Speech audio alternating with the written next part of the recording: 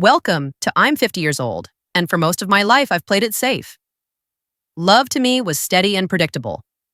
Like the ticking of a reliable old clock. I married young, raised 2 children, and poured myself into the life we built together. I never looked twice at anyone else, never strayed from the path I thought was right. I believed if you did everything right, nothing could shake the ground beneath you. But I was wrong.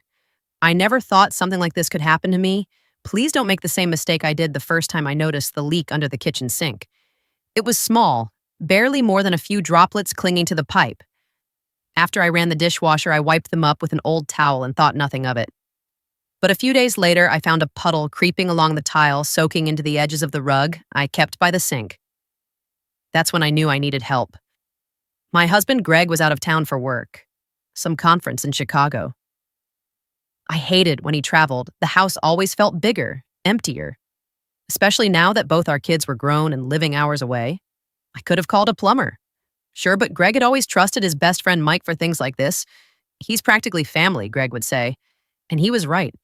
Mike had been in Greg's life since college. He was at our wedding. He held our son when he was born. So I texted him, "Hey Mike, small leak under the sink. Any chance you can stop by sometime this week?" His reply came almost immediately. "I can be there in 20, sit tight." I didn't have time to overthink it. I brushed my hair out of my face, checked my reflection in the hallway mirror just to make sure I didn't look too disheveled, and tried to ignore the weird flutter in my chest when Mike knocked. I opened the door and found him standing there with his usual warm smile and a toolbox in hand.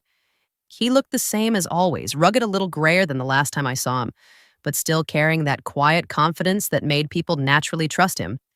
"Hey, Caroline," he said. "Let me take a look."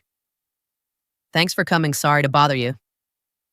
"It's no bother. Better I fix it now before it becomes a swimming pool under your cabinets." He crouched down immediately, head under the sink. Flashlight in one hand. I stood off to the side, arms crossed, watching him work. The house was quiet except for the occasional creak of wood or the distant hum of the fridge. "Looks like a loose valve," he murmured, voice echoing inside the cabinet. "Easy fix." He pulled out a wrench and started tightening something. I found myself staring at the back of his neck, the way a few curls had escaped his collar, the way his shirt clung to his back when he leaned in. I looked away, suddenly embarrassed in my own thoughts. What was wrong with me? "You okay, Caroline?" he asked, looking up. Yes, of course. Just tired." He pulled himself upright, brushing his hands on a rag. "You've been quiet lately, everything all right?" The question caught me off guard. I hadn't realized how long it had been since someone asked how I was, not in a casual, polite way, but in a way that meant they actually wanted to know. "I'm fine," I said automatically, but my voice didn't sound convincing even to me. He tilted his head. "You sure you look like you're carrying a lot?" I let out a small laugh, trying to push away the emotion suddenly swelling in my chest. "It's just been a strange year. That's all. The kids moved out. Greg's been traveling more and the house gets so quiet. Sometimes I can hear myself thinking." He didn't smile. He just looked at me with those steady eyes that had always unnerved me a little. Not because they were intense, but because they saw too much. "I know what you mean," he said softly after my divorce. "I used to sit on the couch at night and just listen to the silence.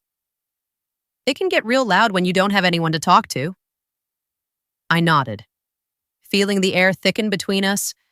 Not in a threatening way. It was gentle but heavy. "You ever feel like you're disappearing?" I asked. He didn't respond right away. Then he reached over slowly and placed his hand over mine on the counter. "Only when I start pretending I'm fine." My breath caught. His hand was warm, familiar, but it felt different this time. Like something unspoken had suddenly come to the surface. Something neither of us had prepared for. I should have pulled away. I didn't. Instead, I looked down at our hands, then up at his face, and for a moment, just a moment, the world outside the kitchen faded. The ticking clock on the wall, the buzzing refrigerator, even the dripping faucet, all of it disappeared. There was only the quiet between us. Mike spoke first, his voice barely above a whisper. "You don't have to keep pretending, Caroline, not with me." And that was when my heart skipped. No, stopped for a second, because I knew. Then something was changing, something I couldn't undo. I didn't sleep that night. I kept replaying that moment in the kitchen over and over again, the way his hand felt over mine, the quiet truth in his eyes, the way my breath caught when he said my name, like it meant something more. Greg called later that evening. I put on my usual voice, cheerful and composed. Hey, Honorable House Chicago. Cold, boring, full of guys trying to one-up each other in sales projections. He laughed. How's home? Fine.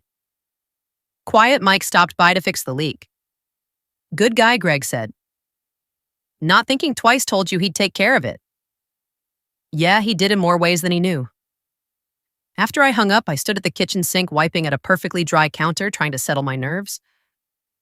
I wasn't sure what I was feeling, guilt maybe, but more than that, it was something else, a sense that someone had seen me, really seen me, not as Greg's wife, not as mom, not as the woman who makes sure the laundry's folded and the bills are paid, but as Caroline, just Caroline. The next morning, I tried to forget.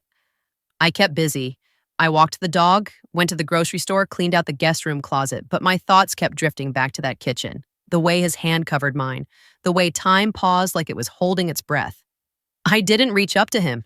I didn't need to. He texted first. Hey, you okay? Just those 3 words, but they hit me like a wave. I stared at the message longer than I should have before replying. I don't know. Maybe can we talk? He showed up that afternoon. No toolbox this time, just him in a soft gray flannel shirt and jeans. He looked different, or maybe I just saw him differently. Now I let him in and made us tea because it felt like the only thing I could do with my hands. We sat on the back porch. The sun was low, casting long golden streaks across the yard. The air was crisp but not cold, the kind of autumn breeze that carries the scent of dry leaves and something faintly sweet. I didn't mean to cross a line, he said, cupping the mug in both hands. I saw something in your face, Caroline. Something I recognized. I nodded, eyes down. You didn't cross a line, or maybe you did, but I didn't stop you. Silence again, the kind of silence that doesn't need filling, the kind that wraps around you like a blanket when the world feels too loud. I've been lonely, I said after a moment. Not unhappy. Not exactly, but just fading, like I've been living behind a pane of glass, watching everything go by but not touching it. He looked at me carefully, as if weighing each word before saying anything. I think we both have. There was something comforting in that, in knowing I wasn't the only one sleepwalking through my days, but there was also a danger to it, like recognizing a hunger in someone else that mirrors your own. I don't want to mess anything up, I said quietly. This life I've built. It may not be thrilling, but it's solid safe. Yeah, he said, but sometimes safe can start to feel like a cage. I looked at him, then really looked. There was something behind his eyes, regret maybe, or longing. Or both. Do you remember that summer at Lake Lanier, he asked suddenly, the one where the 4 of us rented that cabin? I smiled, caught off guard. Of course you and Greg spent the whole time trying to beat each other at fishing. And you spent the whole time reading by the water, he said, smiling too. You were always there when I got back, bare feet in the sand, hair pulled up in that messy bun. I felt a warmth crawl up my chest. I didn't think you noticed. I noticed everything. I didn't know what to say to that. It felt like stepping onto a narrow bridge in the fog. One step and I'd be somewhere I couldn't return from. He leaned in slightly, his voice softer now. I'm not asking for anything. Caroline, I'm not trying to start something reckless, but if you ever need someone to talk to, someone who remembers who you are, I'm here, no judgment, no expectations. That part broke something open in me because the truth was, I wanted someone to remember who I used to be before motherhood, before middle age crept in, before I became invisible even in my own home. We sat there a while longer, sipping tea, as the light faded. And when he left, he didn't try to touch me again. He just squeezed my hand once and gave me a look that said everything he couldn't say out loud. When the door closed behind him, I stood in the quiet and placed my hand over my chest. It was still beating, but it didn't feel the same anymore. The days that followed were strange, not dramatic, not full of chaos or confrontation, just quietly different, like waking up and finding the furniture has been rearranged just slightly. You can still move around, but something feels off.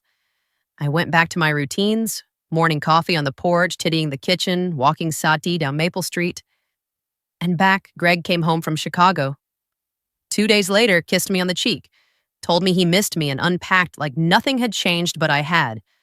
I started noticing things I used to ignore, the way Greg didn't really look at me when he talked, how dinner conversation was more about logistics than connection, how we used to really laugh over silly things, and now we just reported our days to each other like coworkers in a shared office.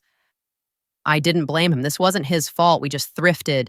And tears stunned the corners of my eyes, not because it was perfect or fixed, but because he meant it, because somewhere inside both of us, the spark hadn't died. It had just gone quiet. We talked for hours that day about everything, about how we used to feel and how we wanted to feel again. It wasn't a miracle. It wasn't dramatic. It was two people choosing to show up. Finally, honestly, later that evening when the house was quiet again, I stood by the kitchen window looking out toward the edge of the yard, and I thought of Mike. I picked up my phone, my thumb hovering over his name. Then I set it down and walked outside. The air was cool, soft. The wind rustled the trees gently. I whispered into the dusk, knowing he wouldn't hear it, but needing to say it anyway. Thank you for waking me up. Because what Mike did under my roof wasn't about romance. It wasn't about crossing lines or breaking vows.